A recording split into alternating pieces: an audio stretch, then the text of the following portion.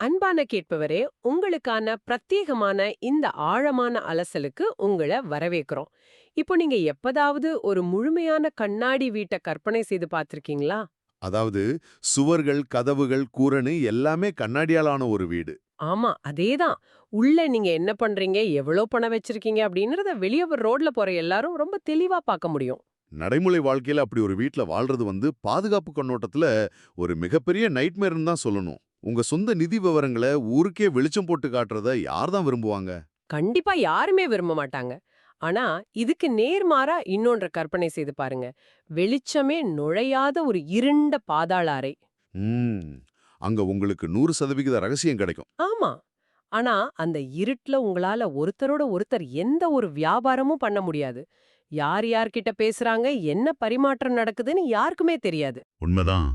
Block chain உலகத்தை கடந்த 10 வருஷமா வாட்டி வதைக்கிற ஒரு மிகப்பெரிய முரண்பாடு இதுதான். அதான். ஒண்ணு உங்களுக்கு அத கண்ணாடி வீட்ட போல முழுமையான வெளிப்படைத்தன்மை கிடைக்கும். இல்லனா பாதாள அறைய போல முழுமையான ரகசியத்தன்மை கிடைக்கும். ஆமா, ரெண்டுமே ஒரே நேரத்துல கிடைக்காதுங்கிறது தான் இதுவரைக்கும் இருந்த ஒரு எழுதப்படாத விதி. சரி, அந்த விதிய தகர்த்தெறிந்து கண்ணாடி வீட்டிற்குள் ரகசிய திரைகளையும் பாதாள அறைக்குள் தேவையான வெளிச்சத்தையும் கொண்டு வர முடியுமா? இந்த கேள்விக்கான விடையத்தான் நாம இன்னைக்கு தேடப் போறோம். ரொம்ப சுவாரஸ்யமான ஒரு தலைப்பு. கண்டிப்பா. அதற்காகத்தான் நமது இன்றைய ஆழமான அலசல்ல பிப்ரவரி 2026ல வெளியான 80 பக்கங்கள் கொண்ட அனுபிஸ் நெட்வொர்க் V1 தொழில்நுட்ப அறிக்கை, அதாவது அனுபிஸ் ஒயிட் பேப்பர். ம். கூடவே அது குறித்து சமீபத்துல யூடியூப்ல வெளியான ஒரு விரிவான கிரிப்டோ ஆய்வு காணொளி. இது ரெண்டையும் தான் நாம முழுமையா பிரித்து மேய போறோம். ஆமா, இது வெறும் தியரி கிடையாது கேப்பவரே. நிஜ உலக பிரச்சனைகளுக்கு இந்த அனுபிஸ் நெட்வொர்க் எப்படி தொழில்நுட்ப ரீதியான தீர்வுகளை முன்வைக்குதுன்னு பார்க்க போறோம். அதாவது அனுபிஸ் எப்படி செயல்படுதுன்னு புரிஞ்சுக்க முதல்ல தற்போதைய பிளாக் செயின்கள்ல உள்ள அடிப்படை சிக்கல் என்னன்னு நாம உடைக்கணும். சரி, நான் முன்னாடியே சொன்ன அந்த கண்ணாடி வீடு அப்புறம் பாதாள அறை உவமைக்கே வருவோம்.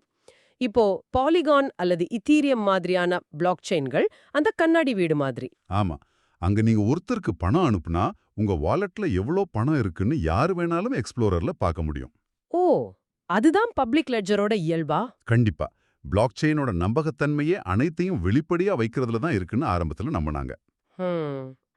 ஆனா ஒரு நிறுவனமோ அல்லது தனிநபரோ தங்களோட முழுமையான நிதி தரவுகளையும் பொதுவெளியில வைக்கிறது தனிமனித உரிமைக்கும் வியாபார போட்டிக்கும் ஒரு மிகப்பெரிய அச்சுறுத்தல் இல்லையா? சரியா சொன்னீங்க. அதனால தான் சில பேர் மொனேரோ அல்லது இசட் கேஷ் மாதிரியான பிரைவசி காயின்களை நோக்கி போனாங்க. அட ஆமா, அவையெல்லாம் அந்த ரகசிய பாதாள அறைகள் போல செயல்படுதுல. அங்க நாம அனுப்புறது யாருக்கும் தெரியாது. ம். அப்புறம் ஏன் எல்லாரும் அதை நோக்கி நகரல? ஏதோ ஒரு பிரச்சனை இருக்கணுமே. அங்கதான் ஒரு மிகப்பெரிய தொழில்நுட்ப முட்டுக்கட்டை இருக்கு. கேட்பவரே இதை கொஞ்சம் ஆழமாக கவனிங்க. அந்த பாதாள அறையில ரகசியம் இருக்கு. ஆனா யூனிஸ்வாப் மாதிரியான டிஃபை தளங்கள் அங்க வேலை செய்யாது. ஓ, அது ஏன் தெரிஞ்சுக்கலாமா?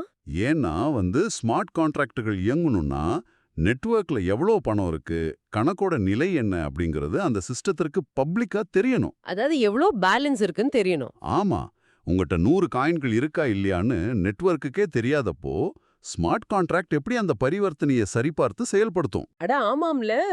அதனாலதான் மொனரோ மாதிரியான காயின்களால ஒரு பெரிய டிஃபா எக்கோசிஸ்டத்தை உருவாக்க முடியல. கணக்கு வழக்குகளை மூடி மறைச்சிட்டா தானியங்கி ஒப்பந்தங்களால இயங்க முடியாது. எக்ஸாக்ட்லி. இது அனுபிஸ் நெட்வொர்க் எப்படி எதிர்கொள்ளுதுன்னா, அவங்க இவிஎம், அதாவது இதீரியம் வர்ச்சுவல் மிஷின் இணைக்கத்தன்மையுடன் தங்கள் நெட்வொர்க்கை உருவாக்கியிருக்காங்க. ஒரு நிமிஷம். இவிஎம் அப்படிங்கிறதும் அந்த கண்ணாடி வீடு தானே? அதுல எப்படி ரகசியத்தை கொண்டு வராங்க? அதுதான் அனுபிஸோட முதல் மாஸ்டர் ஸ்ட்ரோக். அவங்க இவிஎம்ஐ தேர்ந்தெடுத்ததற்கு காரணம் அதோட டெவலப்பர் எக்கோசிஸ்டம். இன்னைக்கு சந்தையில 90% பிளாக் செயின்கள் இவிஎம் தான் பயன்படுத்துது. ஓ, அப்போ சொலானா மாதிரியான நெட்வொர்க்குகள்? பாத்தீங்கன்னா சொலானாவுல ரஸ்ட் அல்லது C++ மாதிரியான கொஞ்சம் கடினமான புரோகிராமிங் மொழிகள் பயன்படுத்துறாங்க.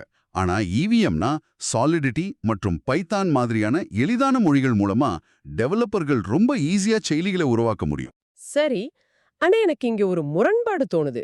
இவிஎம் அடிப்படையில் வெளிப்படைத்தன்மைக்காக உருவாக்கப்பட்டது. அதுல ரகசியத்தன்மைய புகுத்துவது ஒரு டீசல் என்ஜின்ல பெட்ரோலை ஊத்துற மாதிரி சிக்கலான விஷயம் இல்லையா? கேஸ் ஃபீஸ்லாம் ரொம்ப அதிகமாவுமே. நீங்க சரியா அந்த பாயிண்ட புடிச்சிட்டீங்க. இவிஎம்ல ரகசியத்தன்மையை கொண்டு வர்றது கணித ரீதியா ரொம்ப கடினமான வேலை. ஈதீரியத்துல இஐபி இருக்கிற மாதிரி அனிபிஸ்ல ஏஐபி, அதாவது அனிபிஸ் இம்ப்ரூவ்மெண்ட் ப்ரோக்ராம்னு ஒன்னு இருக்கு. ம். இது மூலமா நெட்வொர்க்கோட அடிப்படை கட்டமைப்பையே அவங்க ரகசியத்தன்மைக்கு ஏற்ப மாத்தி அமைக்கிறாங்களா? ஆமா. ஆனா அவங்க இதெல்லாம் சாத்தியமாக்குறது ZK ப்ரூஃப்ஸ், அதாவது ஜீரோ நாலேஜ் ப்ரூஃப்ஸ் மூலமா தான். அதுலயும் குறிப்பா இவங்க பிளாங்க் எனப்படும் மிக அதிநவீன ZK சிஸ்டத்தை பயன்படுத்துறாங்க. Zero knowledge proof. இத விளக்கறதுக்கு எனக்கு ஒரு நிஜ உலக உதாரணம் நினைவுக்கு வருது. கேட்பவரே, நீங்க ஒரு பிரபலமான விஐபி கிளப்புக்கு செல்றீங்கன்னு வச்சுப்போம். சரி. அங்க உள்ள பவுன்சர் கிட்ட நீங்க 18 வயசு கடந்தவர்னு நிரூபிக்க உங்க டிரைவிங் லைசென்ஸ் அல்லது பாஸ்போர்ட்ட காட்டுறீங்க. அதுல உங்க வயசு மட்டும் இல்லாம உங்க பேரு, வீட்டு முகவரின்னு உங்க தனிப்பட்ட தகவல்கள் அத்தனையும் அந்த பவுன்சருக்கு தெரிஞ்சிடுது. ஆமா. இது ஒரு அப்பட்டமான ஓவர் ஷேரிங். தேவையற்ற தரவுகளை பகிர்வது தான் தற்போதைய அமைப்போட பெரிய குறைபாடு. கண்டிப்பா. இப்போ உங்ககிட்ட ஒரு மேஜிக் ஆப் இருக்குன்னு கற்பனை செய்து பாருங்க. இது டிஜிலாக்கர் மாதிரின்னு வச்சுக்கலாம். பவுன்சர் முன்னாடி அந்த ஆப்ப நீங்க காட்டுறீங்க. அது உங்க முகவரியையோ, பேரையோ காட்டாது. ஓ, அப்போ வயசை மட்டும் காட்டுமா? அது கூட இல்ல. உங்களுக்கு 18 வயசுக்கு மேல ஆயிடுச்சுங்கிறத மட்டும் ஒரு கிரீன் டிக் மூலமா அந்த பவுன்சரோட திரையில காட்டும். அவருக்கு தேவையான நிரூபணமும் கிடைச்சிடுச்சு. உங்க தனிப்பட்ட தகவல்களும் காக்கப்பட்டுடுச்சு. வாவ்! இந்த ஓமை ZK ப்ரூஃபோட அடிப்படைய ரொம்ப அழகா விளக்குது. ஆனா பிளாக் செயின் வரும்போது இது வெறும் வயசை சரிபார்ப்பது மட்டுமல்ல, சிக்கலான கணித சமன்பாடுகளை சரிபார்ப்பது. ம். அதாவது நெட்வொர்க்ல பணம் இருக்கான்னு பாக்குறதுக்கு. ஆமா. யூடியூப் காணொளியில இத பத்தி ஆய்வாளர் விளக்கும்போது, ராகுல் மற்றும் அங்கித் அப்படிங்கிற 2 பேரோட குகை புதையல் கதையை சொல்றாரு. இது பிளாக் தொழில்நுட்பம் எப்படி வேலை செய்யுதுன்னு புரிஞ்சுக்க உதவும். குகை புதையல் கதையா? அது எப்படி பிளாக் செயினுக்கு பொருந்தும்? அதாவது 2 பேரும் தங்களுக்கு தனித்தனியா ஒரு புதையல் கிடைச்சிருக்கிறதா சொல்றாங்க. ஆனா இன்னொருத்தர் சொல்றது உண்மையாங்கிற சந்தேகம் 2 பேருக்குமே இருக்கு. சரி. புதையல் இருக்கிற இடத்தையோ அல்லது தங்கிட்ட இருக்கிற சாவினையோ ஒருத்தருக்கு ஒருத்தர் காட்டிக்க விரும்பல. இப்போ ராகுல் தங்கிட்ட சாவி இருக்கிறத அங்கித்துக்கிட்ட எப்படி நிரூபிக்கிறது? ம். சாவிய காட்டாமலே நிரூபிக்கணும். எப்படி? அந்த குகைக்குள்ள செல்ல A மற்றும் B என 2 பாதைகள் இருக்கு. மையத்துல ஒரு பூட்டப்பட்ட கதவு இருக்கு. ராகுல் உள்ள போறான். அங்கித் வெளியில நின்னுகிட்டு நீ A பாதை வழியா உள்ள சென்று B பாதை வழியா வெளியவான்னு சொல்றான். ஓ! அப்போ ராகுல் கிட்ட சாவி இருந்தா மட்டும்தான் அவனால உள்ளே சென்று அந்த கதவை திறந்து மறுபக்கம் வர முடியும். எக்ஸாக்ட்லி.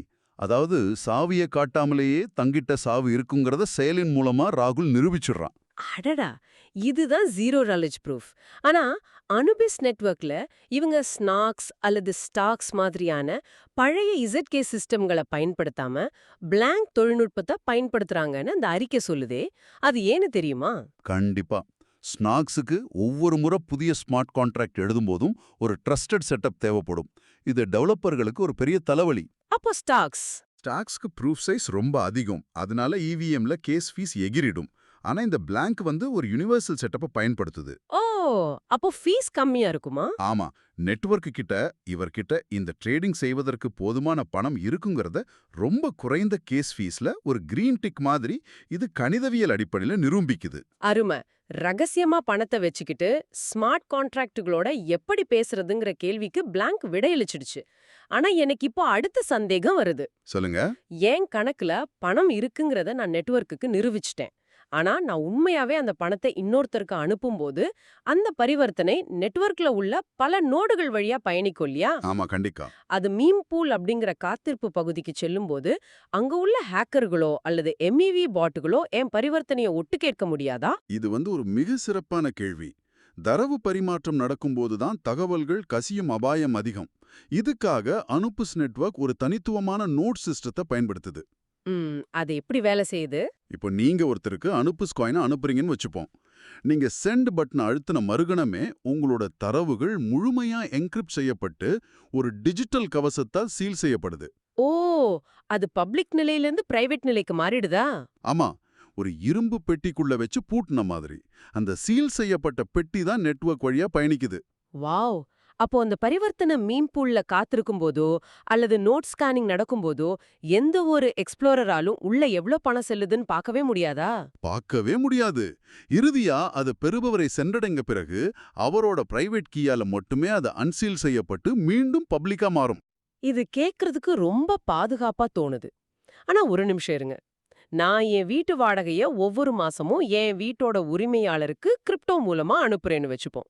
சரி, நான் என்னதான் இரும்பு பெட்டிக்குள்ள வச்சு அனுப்புனாலும் மாசா மாசம் என் முகவரியில இருந்து அவர் முகவரிக்கு பணம் செல்றத நெட்வொர்க் பதிவு செய்யும் இல்லையா? செய்யும். அப்போ ஏதோ ஒரு கட்டத்துல பிளாக் செயின் அனாலிட்டிக்ஸ் டூல்கள் மூலமா என் முகவரியும் அவர் முகவரியும் நிரந்தரமா பிணைக்கப்பட்டுடுமே. இதை எப்படி தடுக்கிறது? நீங்க சுட்டிக்காட்டுறது பிளாக் செயின் பிரைவசில உள்ள ஒரு மிகப்பெரிய சவால். இதை தடுக்க தான் அனுபிஸ் EIP 564 அப்படிங்கிற விதியின் கீழ ஸ்டெல்த் முகவரி தொழில்நுட்பத்தை பயன்படுத்துது. ஸ்டெல்த் முகவரியா? அதாவது மறைக்கப்பட்ட முகவரி? ஆமா, நீங்க வாடகை கொடுக்கும்போது வீட்டின் உரிமையாளர் தனது உண்மையான முகவரியை உங்களுக்கு கொடுக்க மாட்டார். அதுக்கு பதிலா அவர் ஒரு பப்ளிக் மெட்டா முகவரியை கொடுப்பார். மெட்டா முகவரி? இது எனக்கு புரியலையே. நான் எப்படி ஒரு போலி முகவரிக்கு அல்லது வேறொரு முகவரிக்கு பணத்தை அனுப்ப முடியும்? பணம் காணாம போயிடாதா? கண்டிப்பா போகாது. டார்க் வெப்ல பயன்படுற டார் பிரவுசர் மாதிரி IP முகவரி மாறிக்கிட்டே இருக்குமா? டார் பிரவுசர்ல IP முகவரி பல்வேறு நாடுகள் வழியா துள்ளிச் செல்லும். அது நெட்வொர்க் டிராஃபிக்கை மறைக்க உதவும். ஆனா ஸ்டெல்த் முகவரி அதை விட ஒரு படி மேலானது. ஓ, அப்படியா? ஆமா, இது கணிதவியலோட டிஃபி-ஹெல்மண்ட் கீ எக்ஸ்சேஞ்ச் முறையே அடிப்படையாக கொண்டது. நீங்க அந்த மெட்டா முகவரியை பயன்படுத்தி பணம் அனுப்பும்போது உங்க வாலெட் அந்த மெட்டா முகவரியுடன் சில சீரற்ற தரவுகளை இணைத்து ஒரு புதிய தனித்துவமான ஸ்டெல்த் முகவரியை உருவாக்குது. அட, அதாவது அனுப்புவோரான நான் தான் அவருக்கான புதிய முகவரியையே உருவாக்குவதா? ஆமா, அந்த ஒரு குறிப்பிட்ட பரிவர்த்தனைக்காக மட்டுமே அந்த முகவரி உருவாக்கப்படும். அடுத்த மாசம் நீங்க வாடகை கொடுக்கும்போது உங்க வாலெட் முற்றிலும் வேறொரு புதிய ஸ்டெல்த் முகவரியை உருவாக்கும். வாவ்! ஆனா இதுல உள்ள மேஜிக் என்னன்னா, அந்த புதிய முகவரிகளை நான் உருவாக்குனாலும் அதை திறந்து பணத்தை எடுப்பதற்கான சாவி வீட்டின் உரிமையாளரோட மாஸ்டர் பிரைவேட் கீ கிட்ட மட்டுமே இருக்கும்ல. சரியா சொன்னீங்க. இதனால வெளியிலிருந்து பார்க்கறவங்களுக்கு ஒவ்வொரு மாசமும் வெவ்வேறு நபர்களுக்கு பணம் செல்ற மாதிரி தான் தோணும். உங்களோட முந்திய பரிவர்த்தனைகளை யாராலும் ஒன்றோடொன்று இணைத்து பார்க்க முடியாது. இது உண்மையிலே மைண்ட் ப்ளோயிங். ஒவ்வொரு பரிவர்த்தனைக்கும் ஒரு புதிய தூக்கி எறியக்கூடிய டிஜிட்டல் முகவரி. ஆனா இங்க எனக்கு ஒரு மிகப்பெரிய சந்தேகம் எழுகிறது. என்ன சந்தேகம்? எல்லாமே இவ்வளவு ரகசியமா நடக்குது. யாருக்கு யாரு பணம் அனுப்புறாங்க, எவ்வளவு அனுப்புறாங்கன்னு யாருக்குமே தெரியாதுன்னா, இது மிகப்பெரிய சட்ட சிக்கல்களை கொண்டு வராதா? இது ரொம்ப முக்கியமான ஒரு கேள்வி. நாளைக்கு நான் ஒரு வீடு வாங்க போறேன்னா, அரசாங்கத்துக்கோ அல்லது ஆடிட்டர்களுக்கோ என் வருமானத்தை எப்படி கணக்கு காட்டுறது? இது சட்டவிரோதமான செயல்களுக்கு ஒரு புகலிடமா மாறிடாதா? இந்த கேள்வி நிச்சயம் எழணும். எந்த ஒரு நிதி தொழில்நுட்பமோ உலகளாவிய சட்ட திட்டங்களுக்கு இணங்கி நடக்கலன்னா அது நீண்ட காலம் நிலைக்காது. ஆமாம். ரகசியத்தன்மை அப்படிங்கிறது சட்டவிரோதத்திற்கு சமமல்லங்கிறத நெட்வொர்க் உருவாக்குறவங்க ரொம்ப தெளிவா புரிஞ்சிருக்காங்க. இந்த சிக்கலை தீர்க்க அவங்க உருவாக்கியுள்ள புத்திசாலித்தனமான தீர்வு தான் வியூ கீஸ். View Giza? அதாவது பார்வையிடும் சாவிகள். என்கிட்ட இருக்கிற பணத்தை வரி அதிகாரிகளிடம் நான் காட்டணும். ஆனா என் பணத்தை அவங்க தவறுதலாகவோ அல்லது ஹேக் செய்யப்பட்டோ எடுத்துவிடக்கூடாது.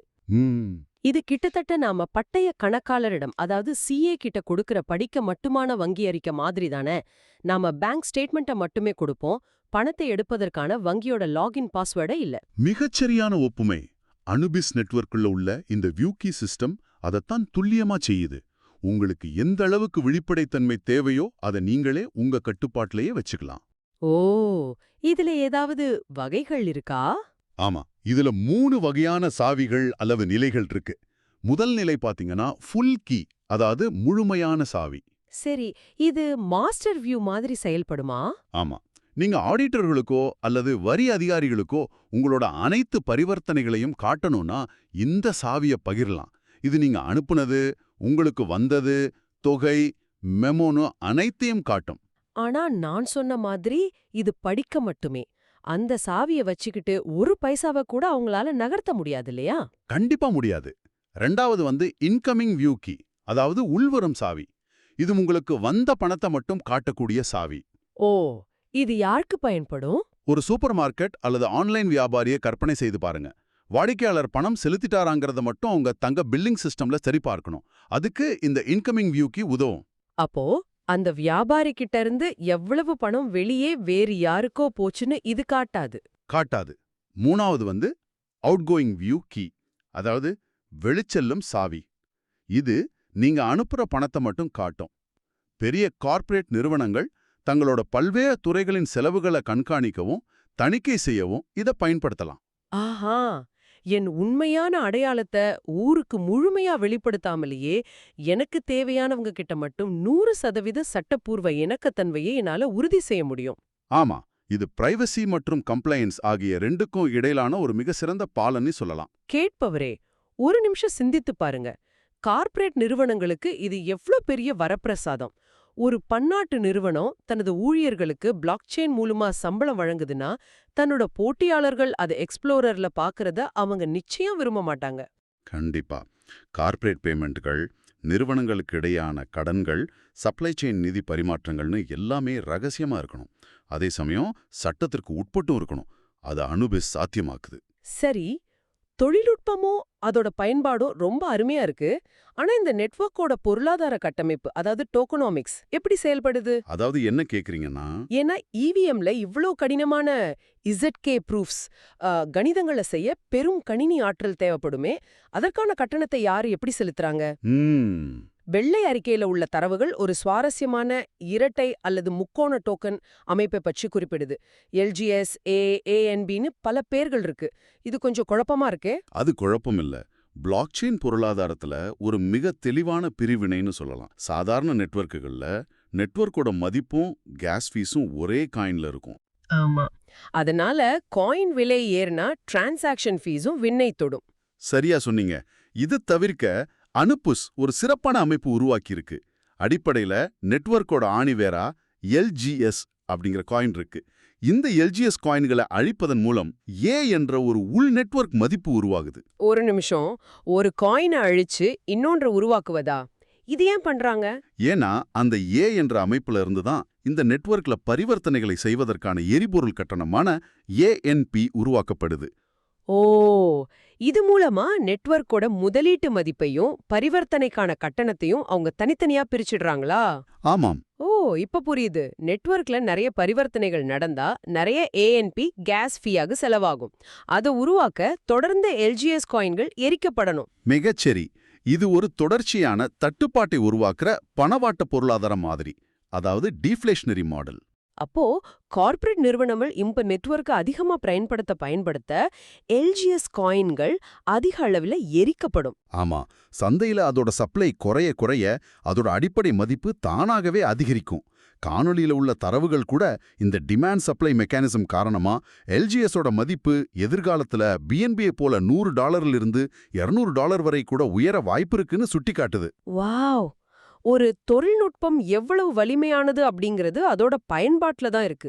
அனுபிஸ் நெட்வொர்க்கோட இந்த 80 பக்க ஆவணம் அடுத்த 10 வருஷத்துக்கான ஒரு தெளிவான பார்வையை கொண்டிருக்குங்கிறது மட்டும் உறுதி. கண்டிப்பா, எந்த ஒரு சந்தேகமும் இல்ல. அன்பான கேட்பவரே, இதுவரை நாம பார்த்ததிலிருந்து ஒரு விஷயம் மிக தெளிவா புரியுது.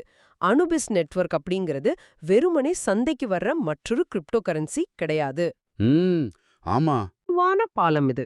ஆமா, ஸ்மார்ட் கான்ட்ராக்டுகளோட வெளிப்படைத்தன்மையையும் இசட்கே ப்ரூஃப்ஸோட ரகசியத்தன்மையும் இணைத்து வியூ கீஸ் மூலமா சட்டப்பூர்வமான இணக்கத்தன்மையையும் இது ஒரே நேரத்துல சாத்தியமாக்குது. இத பத்தி நீங்களே சற்று ஆழமாக சிந்தித்து பாருங்க கேட்பவரே. ஒரு பிளாக் செயினால நிதி பரிவர்த்தனைகளை 100% ரகசியமா வைத்திருக்க முடியும். அதே சமயம் வரி அதிகாரிகளுக்கும் தணிக்கையாளர்களுக்கும் துல்லியமான கணக்கை காட்ட முடியும்னா, எதிர்காலத்துல பாரம்பரிய வங்கிகள் கூட தங்களோட மிகப்பெரிய கார்ப்பரேட் வாடிக்கையாளர்களை தக்க வச்சுக்க இதே தொழில்நுட்பத்தை இரகசியமாக பயன்படுத்த தொடங்குமா? ஒருவேளை நடக்கலாம். ஒரு உலகளாவிய நிதி அமைப்போட கண்ணுக்கு தெரியாத முதுகெலும்பாகவே கிரிப்டோ தொழில்நுட்பம் மாறும் காலம் வெகு தொலைவில இல்லையோ? அந்த இருண்ட பாதாள அறையிலிருந்து வெளியேறி உங்க கட்டுப்பாட்டுல வெளிச்சம் தர ஒரு புதிய வீட்டை கட்ட நீங்க தயாராகிட்டீங்களா?